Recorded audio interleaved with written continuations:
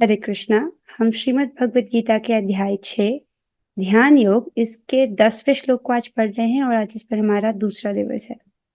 योगी युञ्जीत सततम् योगी युञ्जीत सततम् आत्मानं रहसि स्थितः आत्मानं रहसि स्थितः एकाकी यत चित्तात्मा एकाकी यत चित्तात्मा निराशीर अपरिग्रहः निराशीर अपरिग्रहः योगी युञ्जीत सततम् योगी युञ्जीत सततम् आत्मानं रहसि स्थितः आत्मानं रहसि स्थितः एकाकी यत चित्तात्मा एकाकी यत चित् आत्मा निराशीर अपरिग्रहः।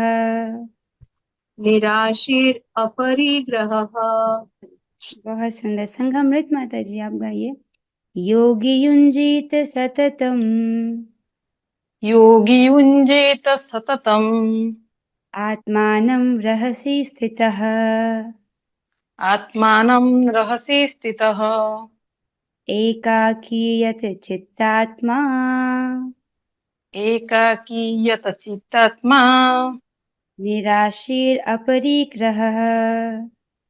निराशीर अपरिग्रहः। भगवान कहते हैं योगी को चाहिए कि वो सदैव अपने शरीर, मन तथा आत्मा को परमेश्वर में लगाए, एकांत स्थान में रहे और बड़ी सावधानी के साथ अपने मन को वश में करे। उसे समस्त आकांक्षाओं तथा संग्रह भाव से मुक्त होना चाहिए।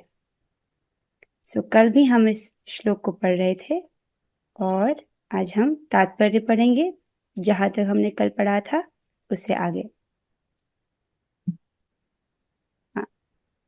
यहाँ तक आपने कल पढ़ा था कि जो निर्विशेषवादी है, ध्यान योगी है, ये भी अपरोक्ष रूप से कृष्ण भावना भावित होते हैं, परंतु इनका कृष्ण भावना भावित ज्ञान पूर्ण नहीं है।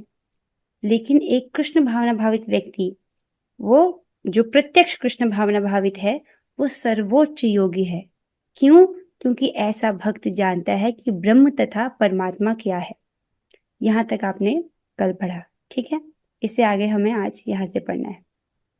इतने पर भी इन सबों को अपने अपने कार्यों में निरंतर लगे रहने का आदेश दिया जाता है, जिससे वे देर सवेर परम सिद्धि प्राप्त कर सकें। अब यहाँ पर आप इससे समझिए कि अष्टांग योग विधि का वर्णन हो रहा है, तो ये किस व्यक्ति के लिए है?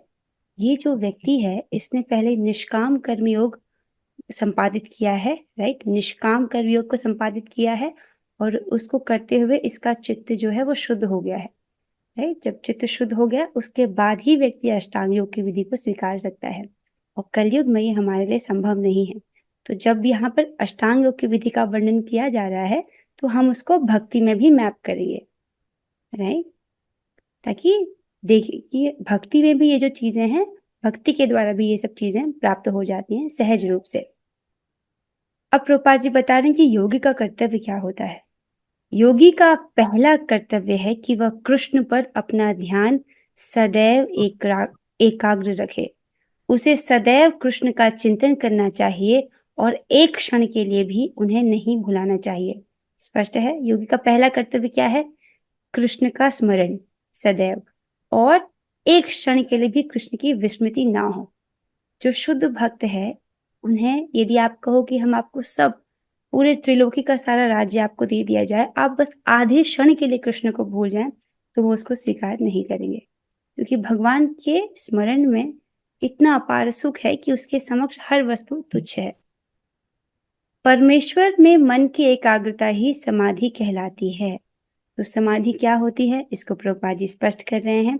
वे कहते हैं परमेश्वर में मन की एकाग्रता, जब मन भगवान में एकाग्र हो जाए और वहां से विक्षेप ना हो, ना हटे, तो उसे समाधि कहते हैं, ठीक है।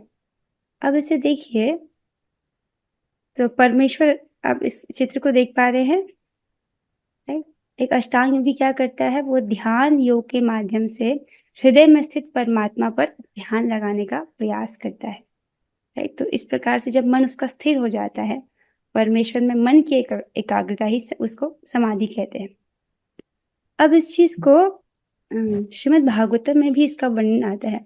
जो ज्ञान आप भगवत गीता में सुनते हैं वही श्रीमद् भागवतम में है, लेकिन वो विस्तार से है। तो ये विषय श्रीमद् भागवतम में भी है, जिसमें ये धारणा, ध्यान और समाधि ये क्या होता है इसको स्पष्ट रूप से बोला जाता है। उधर हम पहले जाएं उससे पहले एक छोटी सी स्टोरी है ताकि आप इसको समझ पाएं। यहाँ पर आप चित्र को देख रहे हैं, ये एक भक्त है जिनका मन भगवान में एकाग्र हो गया है। ऐसी अवस्था को बोलते हैं समाधि। तो हरिदास ठाकुर जी जप कर रहे हैं इसमें चित्र में। अब एक स्टोरी है आपके लिए, वो यह स्टोरी है, ये कहानी है गोपाल भट्ट गोसाई जी महाराज की। गोपाल भट्ट गोस्वामी महाराज वृंदावन के 6 गोस्वामी, षट गोस्वामी में से एक हैं। राइट। वो 6 गोस्वामी कौन है? जय रूप सनातन भट्ट रघुनाथ, श्री जीव गोपाल भट्ट दास रघुनाथ। गोपाल भट्ट, ये गोपाल भट्ट गोस्वामी हैं। ये भगवान के बहुत अच्छे भक्त हैं। ये शालिग्राम जी की उपासना करते थे और इनके मन में ये इच्छा हुई कि मेरे जो विग्रह हैं मैं इनको सजाऊं। हुआ ये कि एक व्यापारी आए वृंदावन में। ये सत्य घटना है, लगभग 500 वर्ष पूर्व की। तो वृंदावन में एक व्यापारी आया जो अलग अलग गोस्वामियों को उनके विग्रह के लिए सुंदर सुंदर पोशाक भेंट कर रहा था। तो उसने गोपाल भट्ट गोस्वामी जी को भी उनके विग्रह के लिए पोशाक भेंट किया। लेकिन गोपाल भट्ट गोस्वामी जी ने स्वीकार तो कर लिया, पर देखा है कि मेरे जो विग्रह हैं वो तो गोल गोल है, इनको कैसे मैं वस्त्र पहनाऊं। तो उनकी बड़ी उत्कट इच्छा हुई कि मेरे जो विग्रह है वो भी सुंदर त्रिभंग श्याम सुंदर रूप में हो, ताकि मैं इनका सुंदर ढंग से श्रृंगार कर सकूं। तो ये नरसिंह चतुर्दशी का दिन था। अगले ही उस दिन इन्होंने क्या किया था, अपने जो 12 शालिग्राम थे जिनको एक घंटे की नदी से लेकर आए थे, जिनकी ये सेवा किया करते थे, तो नित्य सेवा के करके रात्रि में शयन करा के, राइट, उसको अपनी टोकरी को ढक करके जब गोपाल भट्ट गोस्वामी जी सोने गए, सुबह जब वे उठते हैं और वापस से उस बास्केट को, उस टोकरी को खोलते हैं जिसमें वे अपने शालिग्रामों को शयन कराते थे, तो उन्होंने देखा कि उनमें से एक शालिग्राम ने बहुत सुंदर त्रिभंग ललित श्याम सुंदर रूप धारण किया है। वही आज राधा रमन जी के रूप में राधा रमन मंदिर में उनकी उपासना होती है, उनकी पूजा होती है। आप इनके दर्शन भी कर सकते हैं। गोपाल भट्ट गोस्वामी जी इतनी बड़ी धरोहर हमें प्रदान करके गए हैं राधा रमन जी के रूप में। तो भगवान अपने त्रिभंग ललित रूप में बहुत सुंदर लगते हैं। आप देखिए ना, राधा रमन जी कितने सुंदर हैं, कितने प्यारे, इनके अंग अंग कितने सुंदर, कितने सुकोमल इनके अंग हैं। इनके चरण देखिए, मेरी माता जी कहती कि इनके चरण कितने सुंदर है। इनके चरण, इनके हाथ कितने सुकोमल और सुंदर हैं। और यही नहीं, राधा रमन जी चिन्मय दिव्य विग्रह हैं, वो अपने रूप को भी परिवर्तित करते हैं। राइट, इसमें आप देखिए छोटे से बाल वेश में है, राइट, और अपने रूप को भी वो बदल देते हैं। जैसे आप यहाँ देखिए इस चित्र में, वही राधा रमन यहाँ पर वो तरुण अवस्था में है, राइट, और इस चित्र में वो मुस्कुरा नहीं रहे हैं। और अगर हम पीछे चलते हैं तो यहाँ पर जो है वे बहुत सुंदर, राइट, अपने दंत कांति को हमें दिखा रहे हैं। बहुत दयालु हैं, बहुत सुंदर है राधा रमन। तो श्रीमद् भागवतम में ये वर्णन आता है कि किस प्रकार से ध्यान किया जाता है। इसको सुनिए, बहुत सुंदर है। ये श्लोक है श्रीमद् भागवतम के दूसरे स्कंद के दूसरे अध्याय का 13वां श्लोक, राइट, जिसमें ये सूत्र बताया गया है कि मनुष्य की जो कलुषित बुद्धि है वो किस प्रकार शुद्ध होगी, और ध्यान की प्रक्रिया का वर्णन किया गया है। क्या है? एकैकशो अंगानि धियानुभावयेत्, पादादियावद् हसितं गदाभृतः, जितं जितं स्थानमपोह्य धारयेत्, परं परं शुद्धयति धीर्यथा यथा। एकैकशो अंगानि धियानुभावेत्, तो भगवान के एक एक अंगों पर ध्यान करना होता है। और कैसे ये प्रक्रिया शुरू होती है? ध्यान की प्रक्रिया भगवान के चरण कमलों से प्रारंभ करते हुए उनके हंसते मुखमंडल तक ले आए। तो उनके चरण कमलों से ध्यान करना है, उनके हंसते हुए मुखमंडल तक, ठीक है। फिर कहते हैं इस तरह पहले ध्यान को चरण कमलों पर एकाग्र करें। तो पहले ध्यान को भगवान के चरण कमलों पर एकाग्र करना होता है। मन बहुत चंचल है, राइट, इधर उधर भागना चाहता है, लेकिन नहीं, मन को भगवान के चरण कमलों पर एकाग्र करना है। तो जो व्यक्ति निराकार की उपासना कर रहा है उसके लिए बहुत कष्टकारी है, क्योंकि निराकार का कैसे ध्यान करेंगे जिसका कोई आकार ही नहीं है। लेकिन भक्तों के लिए ये प्रक्रिया बहुत आसान है।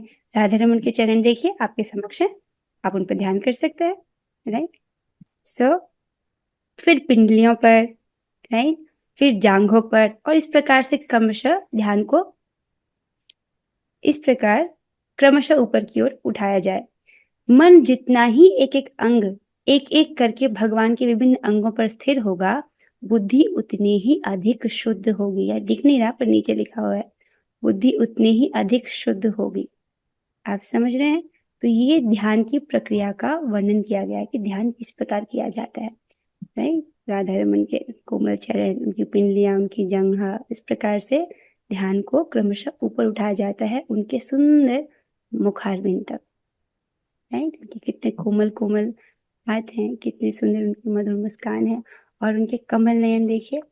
क्या आप कभी ऐसे व्यक्ति से मिले हैं जिसकी आंखें यहाँ तक हो, राइट। तो उनके बहुत सुंदर कमल नयन है, और राधा रमन जी बहुत सुंदर है। तो जब आप अभी राधा रमन जी के विषय में सुन रहे हो तो आपका मन उन पे है ना, है कि नहीं? तो इसको कहते हैं समाधि। जब हमारा मन भगवान पे फिक्स हो जाए, पर अभी कुछ समय के लिए आपका मन उन पर गया, राइट। जब 24 घंटे इस प्रकार से भगवान की पर लगा रहेगा आपका मन, तब कहेंगे कि आपकी जो पूर्ण समाधि हो गई है, राइट। जब मन भगवान में एकाग्र हो जाए उसको समाधि, लेकिन अभी तो बहुत थोड़े समय के लिए लगा ना, इसी प्रकार से जब पूरे समय तक लगा रहेगा तब उसको कहेंगे, राइट, कि समाधि लग गई है। किसी भक्त का कोई प्रश्न आया है? रेणुका माता जी पूछती हैं, क्या एक ही विग्रह है जो कभी मुस्कुरा देते हैं, कभी कभी उनके दाएं दिखते हैं, दांत दिखते हैं? हाँ, एक ही मीन्स मैं आपको प्रश्न ठीक से नहीं समझ पाया, आप दोबारा से लिखिए। राधा रमन जी बहुत सुंदर विग्रह है, वो इतने दयालु हैं कि हमको अपनी सुंदर मुस्कुराहट के दर्शन भी देते हैं। सो इस प्रकार से, और केवल राधा रमन ही ऐसे नहीं करते हैं, वृंदावन के अन्य विग्रह भी करते हैं। अगर आप उनके रोज दर्शन करते हैं तो आप इसको नोटिस कर सकते हैं। फॉर एग्जाम्पल, जब आप राधा दामोदर मंदिर में जाते हैं, राधा दामोदर मंदिर जिसमें राधा दामोदर जी जो जीव गोस्वामी जी के सेवित विग्रह हैं, राइट, जब आप उनको देखते हैं और रोज आप उनको देखें, तब आप ये नोटिस करेंगे कि राधा रानी भी मुस्कुराती हैं, अपने भाव भंगिमा को चेंज करती हैं। पर जब आप रोज दर्शन करेंगे तब समझेंगे ना, राइट। और देखिए अब कितना अच्छा, भगवान भी इंस्टाग्राम पर है, आप उनको फॉलो कर सकते हैं और आप उनके दर्शन पा सकते हैं, राइट। जैसे भगवान हर जगह है, तो भगवान अपनी फोटो में भी है। जब आप उनको फोटो में देख रहे हो तो भगवान भी आपको देख रहे हैं, वहां पर वो साक्षात हैं। सो गोपाल भट्ट गोस्वामी जी महाराज की इच्छा थी कि वे अपने श्री विग्रह को सुंदर सुंदर वस्त्र पहनाए, उनको सुंदर सुंदर श्रृंगारों से अलंकृत करे। तो इस प्रकार से भगवान ने अपने भक्त की इच्छा पूरी करने के लिए सुंदर अपना त्रिभंग श्याम सुंदर ललित रूप धारण किया। तो भगवान भक्त वत्सल है, अपने भक्तों की हर इच्छा को पूरा करते हैं, और देखिए राधा रमन मंदिर में तो बहुत सुंदर सेवा होती है, ठाकुर जी को सुंदर सुंदर श्रृंगार कराया जाता है। जैसे इस चित्र में आप देखिए, ये भ्रमर के रूप में है, कितने सुंदर लग रहे हैं। कि योगी का पहला कर्तव्य है कि वह कृष्ण पर अपना ध्यान सदैव एकाग्र रखे, और उसे सदैव कृष्ण का चिंतन करना चाहिए, और एक क्षण के लिए भी उन्हें नहीं भुलाना चाहिए। अब आगे कहते हैं कि मन को एकाग्र करने के लिए सदैव एकांतवास करना चाहिए और बाहरी उपद्रवों से बचना चाहिए। योगी को चाहिए कि वह अनुकूल परिस्थितियों को ग्रहण करे और प्रतिकूल परिस्थितियों को त्याग दे। अर्थात इसको आप भक्ति में मैप कीजिए, जो चीज भक्ति के सहायक है उसको स्वीकार करे, जो प्रतिकूल है भक्ति के उसको त्याग दे, जिससे उसकी अनुभूति पर कोई प्रभाव ना पड़े। पूर्ण संकल्प कर लेने पर उसे उन व्यर्थ की वस्तुओं के पीछे नहीं पड़ना चाहिए जो परिग्रह भाव में उसे फंसा लें। बहुत सुंदर बात है, इसको समझिए। पूर्ण संकल्प कर लेने पर योगी को उन व्यर्थ की वस्तुओं के पीछे नहीं पड़ना चाहिए जो परिग्रह भाव में उसे फंसा ले। अब परिग्रह भाव क्या है? परिग्रह भाव अर्थात बहुत सारी वस्तुएं होना और उनमें ममत्व होना कि ये मेरी है। नहीं, जैसे हमारे घर में जो बहुत सारे सामान है, जैसे आपके पास फोन है, आपका फोन, तो आप समझ रहे हो ना कि वो आपका फोन है, राइट। तो ये है उनमें वस्तु और उसमें ममत्व भाव। तो जब जब अगर आपका फोन चोरी हो गया या बंदर ले गया तब आपको दुख होगा, क्योंकि आपका उस पर ममत्व भाव है, राइट। सो इस प्रकार से वस्तुएं होना, उसमें ममत्व का भाव होना, उसे कहते हैं परिग्रह भाव। सो इस प्रकार से जो योगी है उसको ये जो परिग्रह भाव है उसमें नहीं फंसना चाहिए, ऐसा कह रहे हैं। हाँ, ये सारी सिद्धियां तथा सावधानियां तभी पूर्ण रूपेण क्रियान्वित हो सकती हैं जब मनुष्य प्रत्यक्षतः कृष्ण भावना भावित हो, क्योंकि साक्षात कृष्ण भावना भावित का अर्थ है, क्योंकि साक्षात कृष्ण भावनामृत का अर्थ है आत्मोसर्ग, अर्थात जिसमें संग्रह भाव, ये परिग्रह के लिए लेशमात्र स्थान नहीं होता है। यहाँ पर प्रभुपाद जी समझा रहे हैं कि जो कृष्ण भावनामृत है उसका क्या अर्थ है, आत्मोसर्ग, अर्थात सब कुछ कृष्ण के लिए। इसको यहाँ पर एक श्लोक के द्वारा और स्पष्ट किया जाएगा कि आत्मोसर्ग क्या है, जिसमें परिग्रह, अपने लिए भक्त कुछ नहीं चाहता है, जो भी है उसको कृष्ण के लिए स्वीकार करता है। रूप गोस्वामी कृष्ण भावनामृत का लक्षण इस प्रकार देते हैं,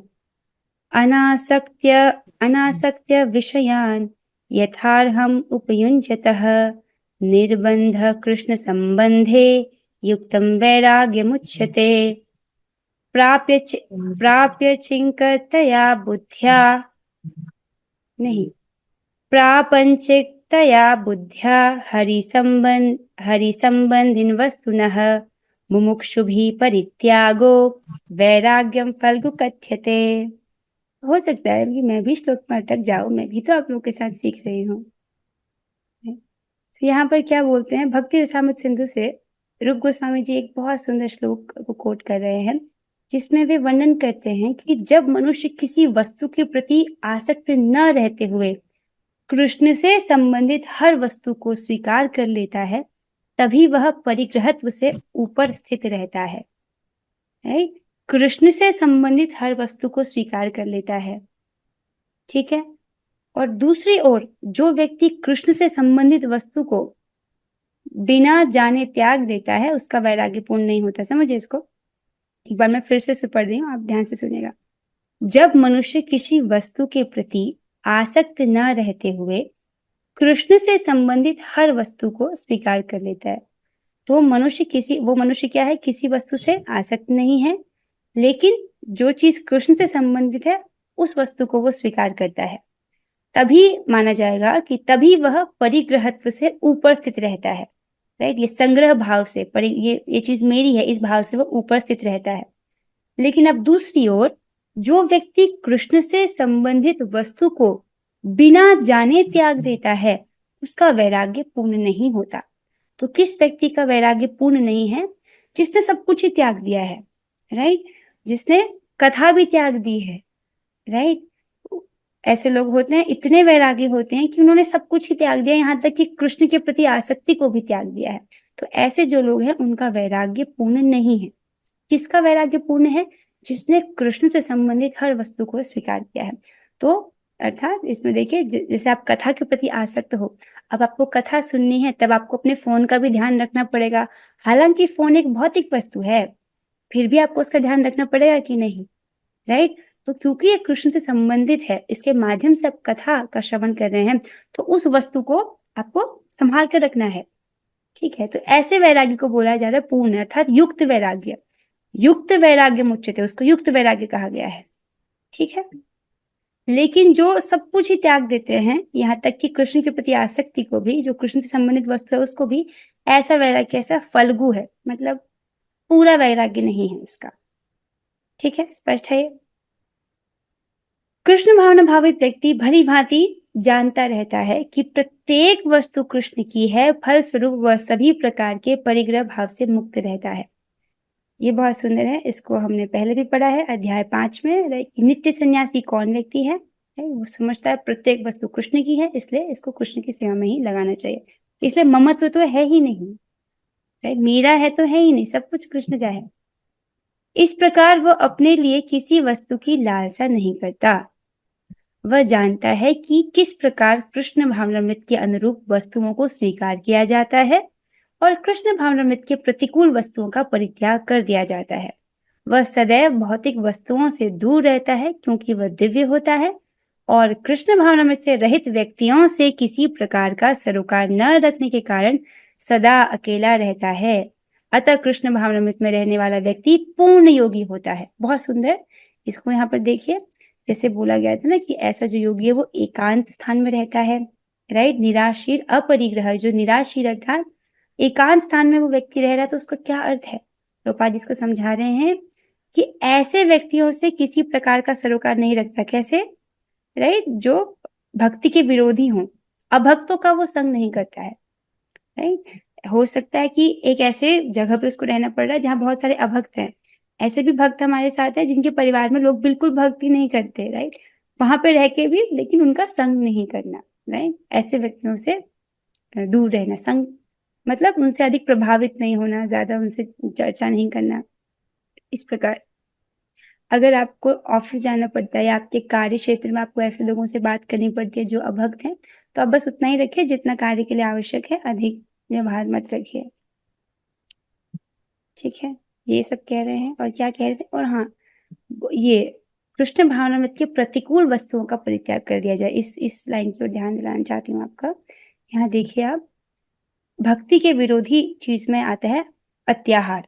जब हम आवश्यकता से अधिक भोजन करते हैं, इसमें एक और बात है, आवश्यकता से अधिक धन संग्रह करना या आवश्यकता से अधिक वस्तुओं को इकट्ठा कर लेना।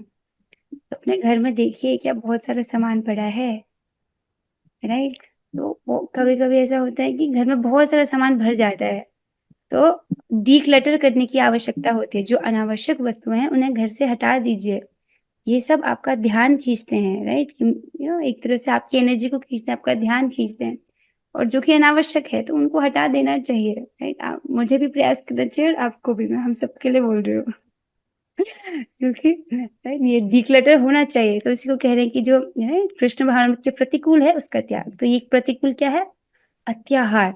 ना केवल अत्याहार से आप ये भी समझिए, एक तो भोजन में अत्याहार नहीं, वस्तुओं में अत्याहार नहीं, राइट। ये दोनों बात समझना होगा कि अनावश्यक वस्तुओं को भी इकट्ठा नहीं करना।